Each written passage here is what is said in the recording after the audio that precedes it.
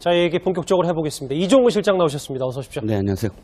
바로 여쭤볼게요. 저희 키워드로도 준비를 했는데 에쿠스 대신 소나타 강경화 장관이 예전부터 많이 생각을 좀 한 모양이네요. 네, 그렇습니다. 이제 원래 타던 차가 이제 소나타급이라고 하네요. 예. 원래 타던 차를 타는데 뭐가 문제냐 하시겠지만 이게 또 공무원 사회는 또 서열과 또 급이 있잖아요. 예. 급이 장관급은 원래 제네시스 EQ 900 정도를 이제 탔다고 합니다. 그런데 문제는 지금 소나타급이 바로 밑에 단계도 아니고 일반 공무원들이 타는 그런 이 차량이 소나타급이라고 합니다. 그러다 보니까 문제는 그러면 차관급들, 보통 차관급이 이제 K9 정도의 그 차를 타는데 그 차관급들은 내가 이제 차를 바꿔야 되겠구나.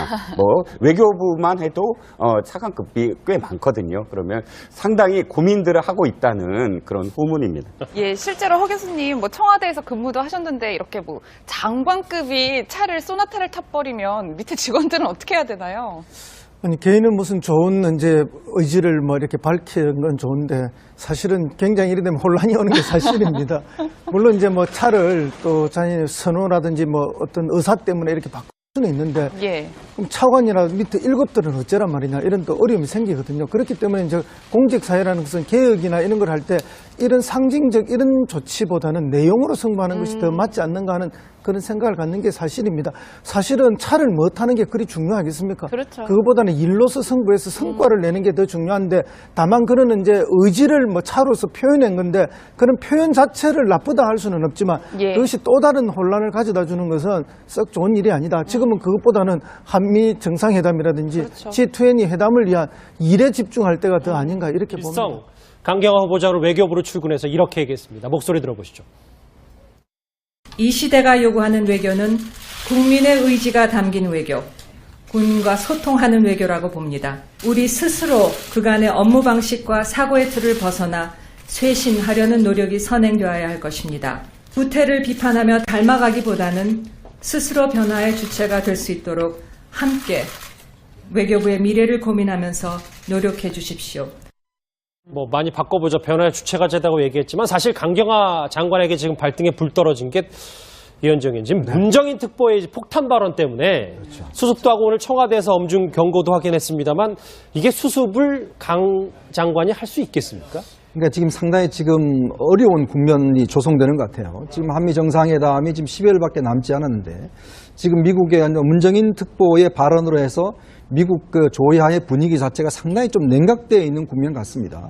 그런 건 뭐냐면 실질적으로 이렇게 냉각이 돼버리면 정상회담 자체가 제대로 수월하게 이루어질지 그 상당히 의문이고 강경화 후보자 같은 경우는 사실 이런 걸 통해서 뭔가 좀 이렇게 물꼬를 터야 되는데 사실은 강경화 장관이 지금 북핵 관계라든지 북미 관계라든지 이런 걸 중점적으로 다뤄본 경험이 없거든요.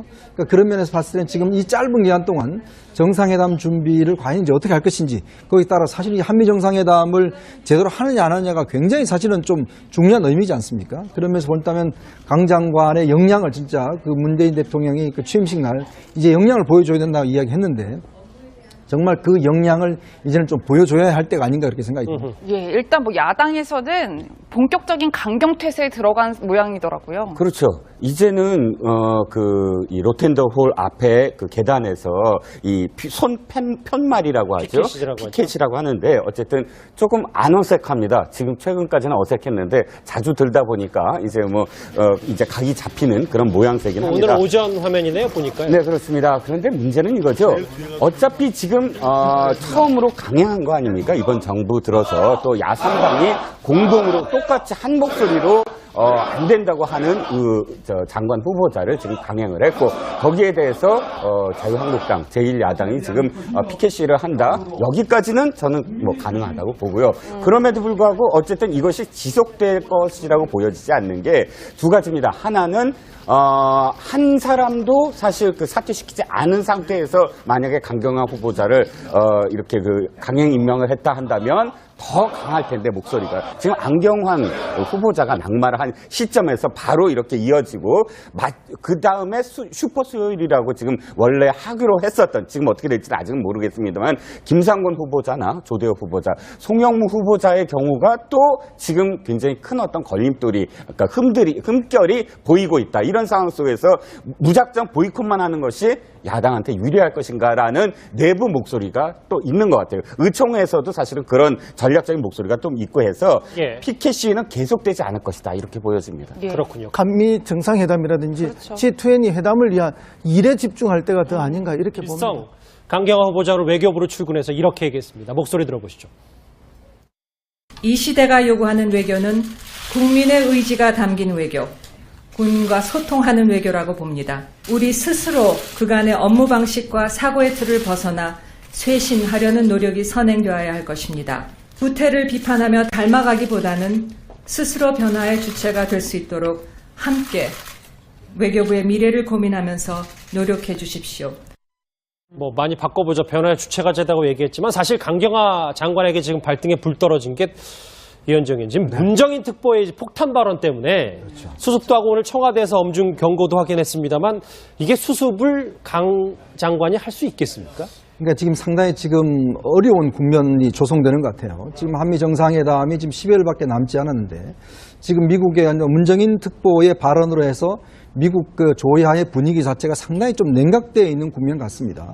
그런 건 뭐냐면 실질적으로 이렇게 냉각이 돼버리면 정상회담 자체가 제대로 수월하게 이루어질지 그 상당히 이제 의문이고 강경화 후보자 같은 경우는 사실 이런 걸 통해서 뭔가 좀 이렇게 물꼬를 터야 되는데 사실은 강경화 장관이 지금 뭐 그 북핵 관계라든지 북미 관계라든지 이런 걸 중점적으로 다뤄본 경험이 없거든요.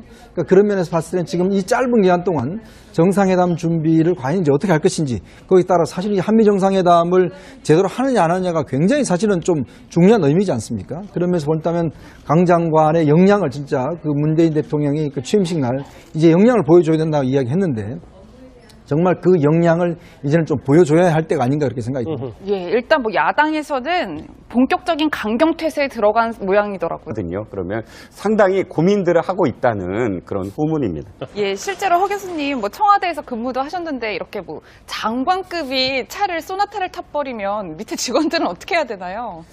아니 개인은 무슨 좋은 이제 의지를 뭐 이렇게 밝히는 건 좋은데 사실은 굉장히 이래 되면 혼란이 오는 게 사실입니다. 물론 이제 뭐 차를 또 자신의 선호라든지 뭐 어떤 의사 때문에 이렇게 바꿀 수는 있는데 예. 그럼 차관이나 밑에 1급들은 어쩌란 말이냐 이런 또 어려움이 생기거든요. 그렇기 때문에 이제 공직사회라는 것은 개혁이나 이런 걸 할 때 이런 상징적 이런 조치보다는 내용으로 승부하는 것이 더 맞지 않는가 하는 그런 생각을 갖는 게 사실입니다.